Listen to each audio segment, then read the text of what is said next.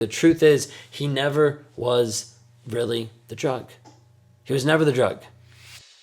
You think you're in love, but the connection that you have is deep, it's unbreakable, it's something rare, something you've never had, and you think that's why you can't leave. Well, let me tell you that's a lie. It's not true, and you need to be able to see this very clearly, and I'm going to explain. It's not love, it's an addiction.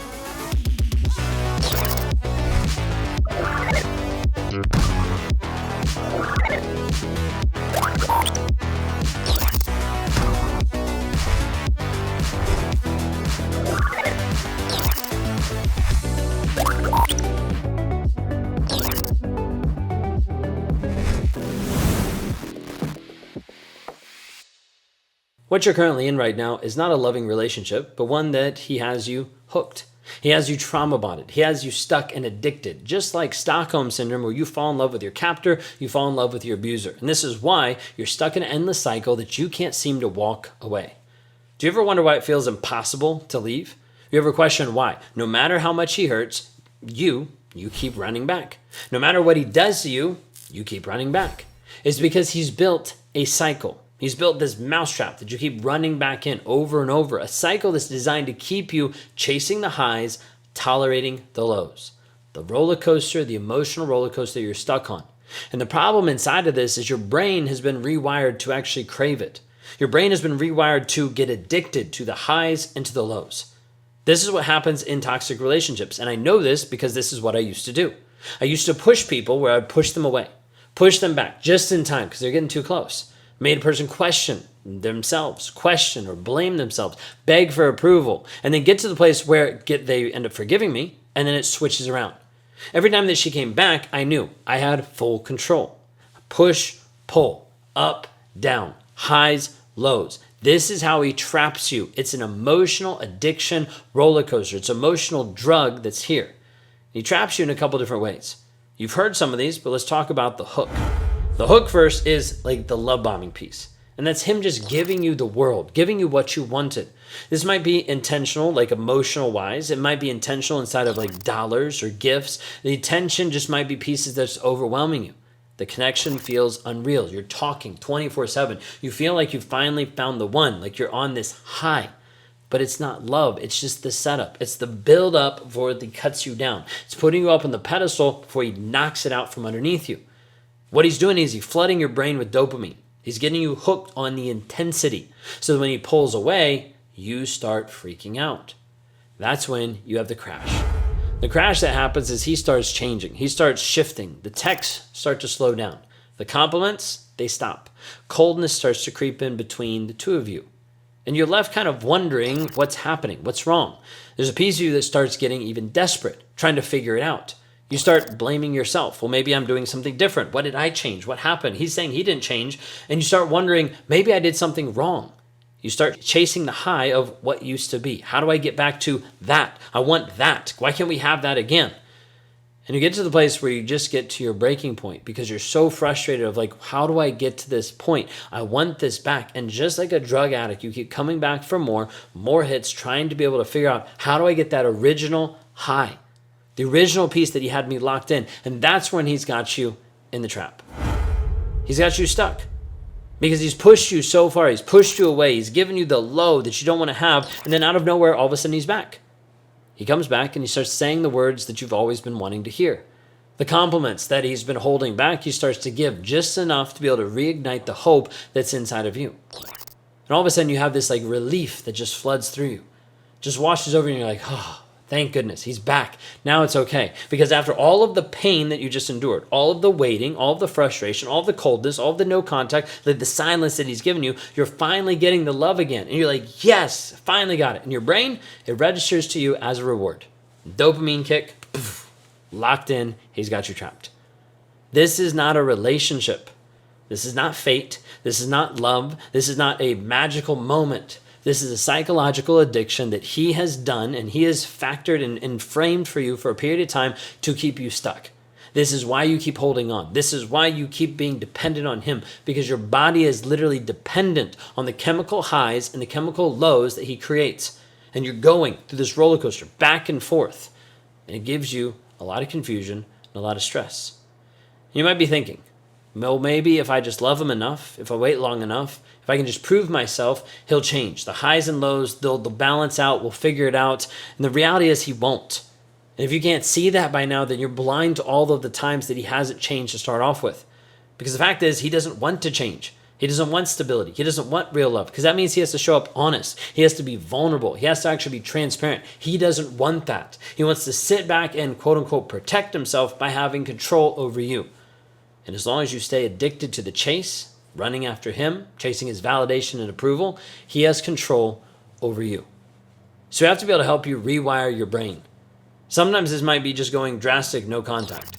For you, it might be to go contact. It might be you're still stuck in the relationship. That's okay. That's not the big deal. The big deal is us helping you rewire the mindset, which means we have to take you through a detox, help you actually rewire the thought process, the mindset of what you're thinking on a day-to-day basis, that it's not all about him. It's actually about you, your growth, and your development. We have to help you change the story that you're believing, because if we don't, you'll continue to see yourself through his eyes and not who you actually are.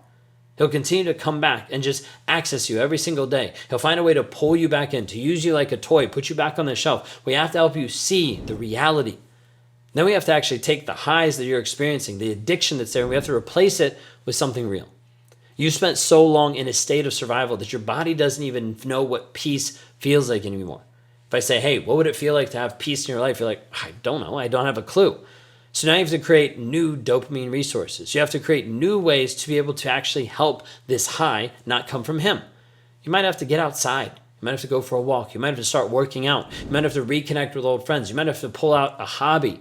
You might have to do something that makes you feel alive without him. For some of you, that's going to be scary because you're not sure what even anything looks like without him. Because every time you choose a new path, you break the addiction a little bit more every single time. And we have to start doing this. What we're trying to do is we're trying to help you rewire, build new habits, but reprogram what's happening. We're reprogramming the lies that he's planted in you. He's planted lies and he's fostered those over a period of time. He made you believe that you were unlovable. He made you believe that you were just difficult or hard to deal with. He made you believe that no one else would ever love you the way that he did. He made you believe that no one else could ever care for you, love you. All of that is ridiculous. And all of that is not true. Every single one of those thoughts is something that he implanted in you. He planted this in to keep you weak, to keep you struggling, to keep you actually going back to him, cycling back to him over and over and over again. And it's time to rewire those mindsets, those lies, that you're not too hard to love, that you're not too emotional, that you're not the problem. And this is key. We have to help you rewire the mindset so that you see you for who you are, not for who he says you are. And this will be difficult because you might have people in your life that don't see you truly. They're like, hey, I don't understand what the problem is. Why don't you just leave? And there's like this disconnect between you and other people that love and care about you, but they don't get the psychological addiction that you're in. This piece is extremely hard to heal from because you might have people in your life that love and care about you, but they've never dealt with some type of abuse like this, the addictive cycle that happens. So they might not know how to support you. You need people who are going to remind you of who you were before you rewired your brain, but you also need people that understand what you're going through, that they see through the fog that you're struggling with. They see through the lies. You need people who are going to hold you accountable when you start slipping back. People that are actually going to show up and say, hey, we see you, we understand, we've struggled with the same thing, but you are not what he's defined you to be. It's exactly why I created the Thriver community. Because inside the world of breaking free and walking away, it's about rewiring your mindset. It's about breaking the trauma bond, the chemical addiction that you have to this guy. We have to do that from the ground up. Helping you actually break the trauma bond, heal, and work through processing the triggers and the emotions in your life.